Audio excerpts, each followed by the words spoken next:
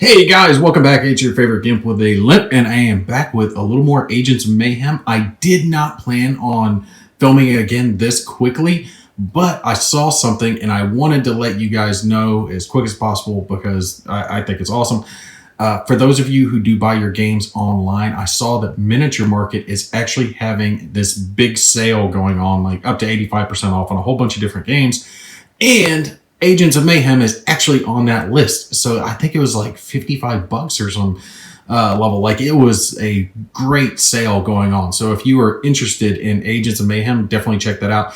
And by the way, they don't sponsor me. No one sponsors me. Okay, very few people sponsor me. I bought my copy of Agents of Mayhem. I backed it on Kickstarter and everything. So no one's telling me to tell you guys that. I just saw it and I thought I would let you guys know. So those of you who do enjoy games like this and want to try to get it at a steal price, hey, there it is. Check it out. Go check out Miniature Market. And like I said, they're not asking me to say it. Academy Games isn't. This is just me letting you guys know. Also, in the process of getting ready for the next film here, the next video, I decided, I was like, okay, I got to play the game again. So I went ahead and got the video game and I've been playing it. And after actually sitting down and having a lot more time with the game here recently, I've got to say they nailed thematically the characteristics of these guys, down to the gadgets, the upgrades, the type of stuff that they use. And it's kind of neat. Like, I'm actually more into the video game now that I've played the board game, because the stuff in the game, like the boots and the teleharpoon and all this other cool stuff that the Mayhem characters do, I'm like, oh wait, that's in the game. That's so cool. And like, I'm correlating it now to the board game, when the video game was there first. It was the chicken and the egg type thing. But for me, since I'm playing the board game more, I'm kind of looking at it like, oh, that makes so much sense. And that's a green cube action and that's a yellow cube action as I'm playing the board game. But as I'm playing the video game rather. But I gotta give it to them for turning a video game into a board game. They flat out freaking nailed it. I mean, they hit it in such a way that it's really blowing me out, especially with the multi-tiered maps where you can jump around, the way the cubes operate, the different levels of shielding and armor, because Hardtack is very much your guy that is going to take more damage and be your up-close person with his shotgun and all the other good stuff. So it works very, very, very thematically. And there are more characters besides just these three Mayhem in the game. But yeah, they really, really hit things so thematically well when it came to translating what was in the video game into the board game. I gotta say, I just gotta give them props after that. I really should have played the game before I got back into the board game, but like, playing the board game, I was like, oh my god, I gotta play the video game again because I'm really liking this.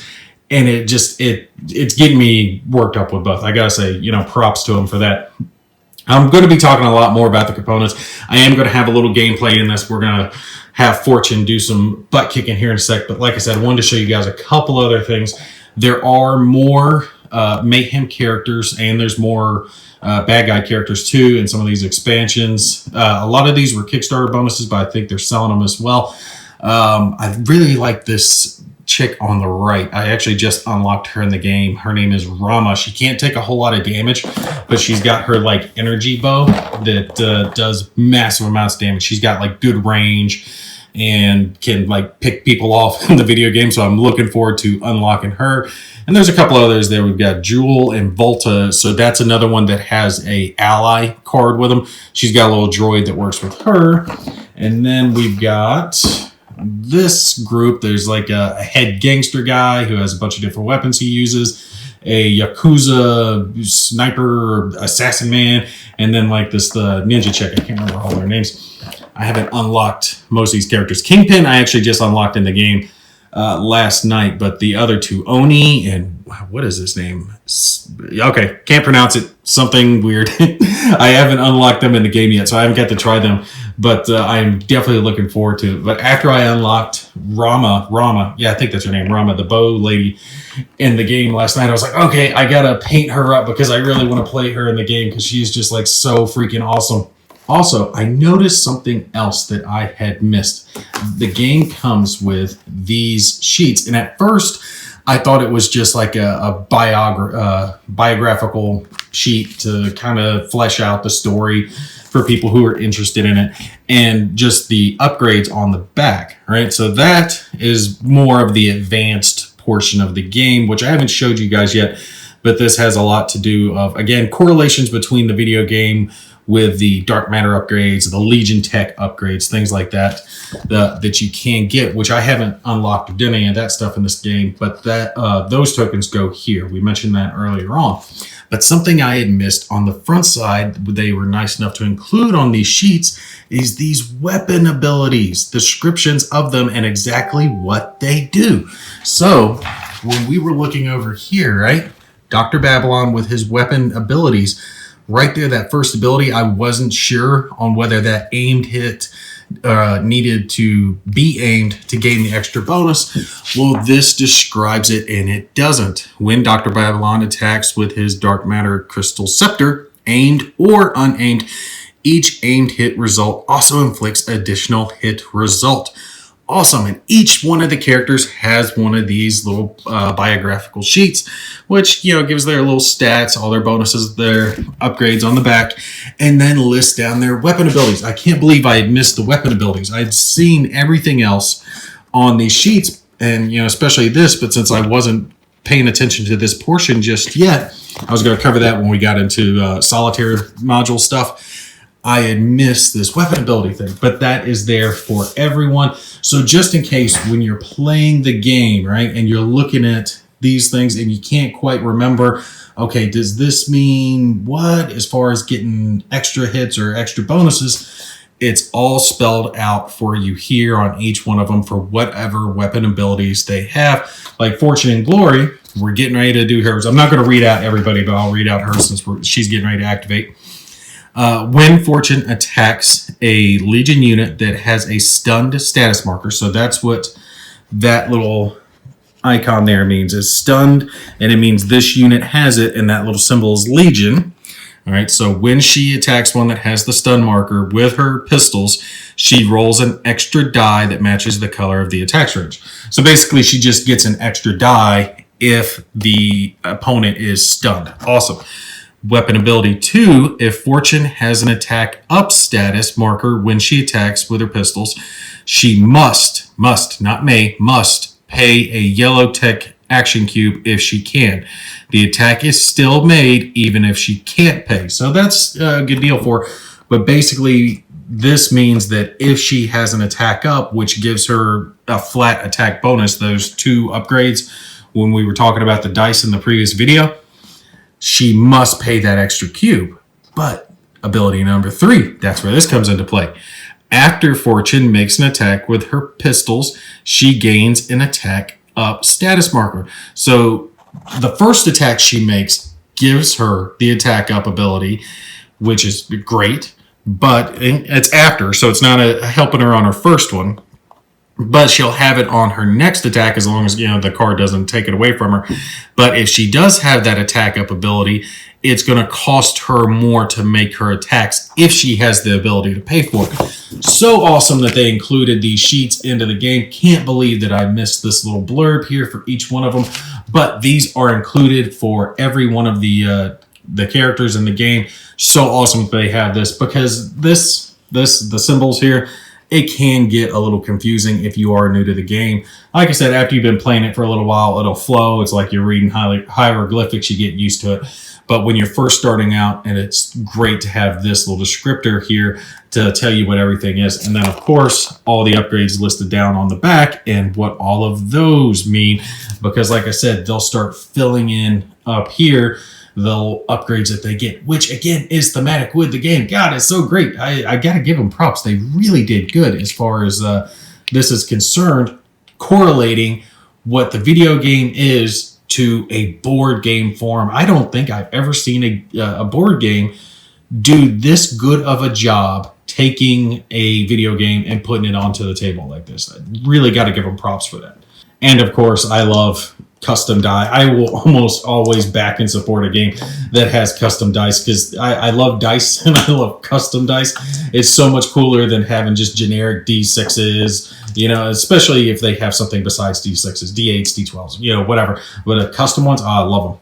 All right, so after all that ranting and talking and everything that I did, let's do a little more play action of the game. Again, sorry about all that, but I did want you guys to know and have a chance to get the game for a very good price if you are interested in it. Like I said, I'm really enjoying this one. If you have someone to play, heads up, very much recommend it. And there is a solitaire expansion planned for, and this is by the same company that does Conflict of Heroes over there, with their excellent solitaire component for the games. So I am expecting good things from these people. Okay, so let's do our draw phase. Draw a card. Okay, and this isn't bad here. Let's see, they could recover wounds, and that's a weight symbol. Let me check that. Yeah, that actually can be the weight symbol, but this on the refresh card means the gain permanent mayhem status. So this has to do with like their ultimate ability, all right? So think about these things being your generic abilities in the game when you're running and shooting and jumping and everything, but each one of them has their mayhem ability where they go into overdrive and do some, really awesome actions. Like I said, we're not worried about that portion of it in this first set of videos. We're going to get into that a little bit later on. So the mayhem status here isn't going to affect us, but we do have an action cube and a shield to be gained. And since the only one missing shields is Hollywood, I'm definitely going to activate Fortune. Now remember with this, I have activated them kind of in order, but I don't have to do that. I can keep activating whoever I want. It's just whoever I put the card next to. You don't have to go to a different person if you want to. You just place the card on whichever tray you want to activate. But for me, it's going to be Fortune. And her ally does get to activate and spend these cubes as himself. We will refresh those here in just a sec in our refresh phase. Now, what is she going to do? She's up here, and I kind of want her to guard that objective token, but she doesn't have the farthest range. I mean, her range isn't bad, right? So 3 for red and 6 for yellow, and you really want to try to get at least yellow. But attacking will give her a attack up afterwards, which will get her a bonus. Let's see, I wonder if I could fire down, like move up to the edge up here, right? And then fire down. Let's kind of pan the camera so you guys can see what I'm talking about. Dr. Babylon is over here on the corner. And if I'm firing down, I should have a line of sight to him. Let's see, 1, 2, 3, 4, 5. And the camera's twisted on me. 6, 7, 8, 9. Damn. 9 hexes away, or squares away, which would be white range, but I would get an upgrade because I'd be firing down on him. Or I could have her run and jump, right? I would have to spend a lot of cubes. Okay. It would take me all of my green cubes to run and jump to this mid building because I would run and jump and get over to here and then fire down on him. But I could do some damage, and I would definitely be at a closer range. I would be at that medium range, but I would be getting, no, just one upgrade. Yeah, it would just be one upgrade for being higher. If I can't get behind him, I can't get to a flank. Because remember, each square next to the target is considered his front, and then obviously in front of him from where I knock Hardtack off the roof. We'll put him back up there. And the facing of the unit matters. If I could get around over to here and fire down on him, that would be considered his flank, and that would give me another bonus. So I'd effectively have 4 dice upgrades, but I don't think I'm going to be able to get that close to him. Ooh, and I was actually just thinking about it. When Dr. Babylon over here did his attack against Hollywood, Hollywood could have used his dash ability and just dashed back 1 square to get himself out of line of sight, right?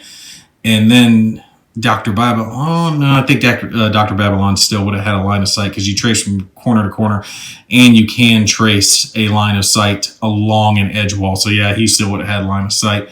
I would have had to like dash him in there And, oh, there's no door. He would have to go back around the corner. So if he was back on the corner and dashed around, then he'd be out of line of sight. So that wouldn't have worked. Oh, well. Okay, so I was looking at it, and Fortune doesn't move quite as fast as some of the others do. Hardtack actually moves a little faster than she does, which I kind of think is reverse because Hardtack's a little bit slow. They both have 9 when they activate their sprint, but Fortune only has 6, so she's a little slower. She can't go quite as high with her jumps as Hardtack can. Wow, that really should be different. Oh, well, maybe she gets some upgrades later on. But, let's see. I could dash to maybe get an extra space, but you'd have to pay, a green and a yellow for that, which I really couldn't afford because I'm having to pay the 2 greens as it is. So we're just going to move her. I'm going to pay both of them. Let's pull them out. Right. And I'll just attack with her on a later turn. And we'll go 1, 2, 3, 4, 5, 6. And with her jump, which way am I going to have her face? That way? Yeah, I'm going to have her face towards, let's see which direction is the front. That's the front. Okay, I'm going to have her face that way and keep her flank back this direction. So if enemies come from this direction or this direction, doesn't matter, it'll still be front. They're going to have to get far back on the map to get over to her. And where do I want to go with the droid? Because I can move him or I can leave him there.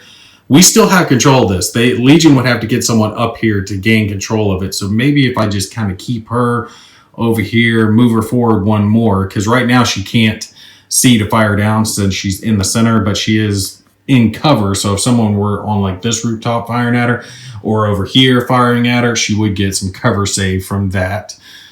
I might just have her drone fly over with her. The drone, Glory, gets to move for free and gets to attack for free. But that little symbol right there, that means he can't do damage. It's only a stun. So any hits or aimed hits that you roll of 1 die, and it's only white dies unless he's getting upgrades, inflict the stun, which again is thematic to the video game because that's what he does. He stuns opponents.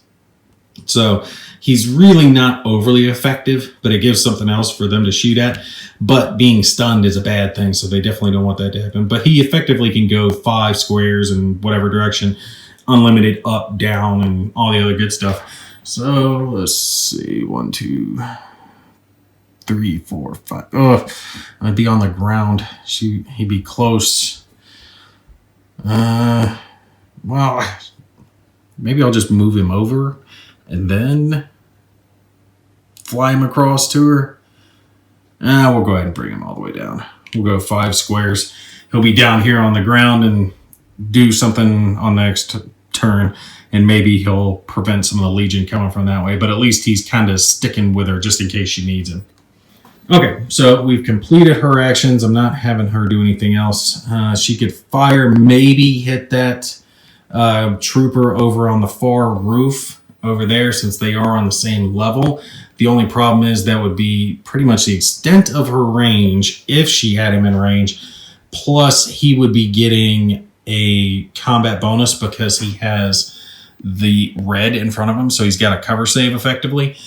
And that would make it to where she would be getting 2 combat penalties. And 2 combat penalties when you're rolling 2 dice that are already white effectively neutralize the dice. So she would basically lose everything she was rolling at that point. She would need the combat advantage just to be able to roll dice. So remember, it increases the dice to the better version of dice, or it reduces the dice based on your combat advantages with penalties. And then if it has to remove more, then you lose the dice. So effectively, she wouldn't even get a shot on that. So we'll just not waste any more of her cubes attempting that. So we'll go straight to our refresh phase here. Give some cubes back to the other guys. It doesn't look like Hardtack is missing any. So it's just going to be 1 going back to Hollywood. And he's missing 1 green and 1 yellow. So which one do I want to give him?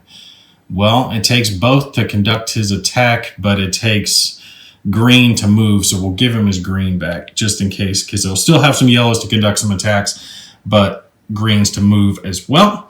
Then we get to add shields, which Hollywood is the only one missing a shield, so we get to put 1 of those back. Not worrying about Mayhem just yet. And this would allow us to remove a wound marker. So if one of them did have a red cube filling up one of their slots in their trays, at that point you could pull it out, kind of heal a wound up, but not worrying about that yet.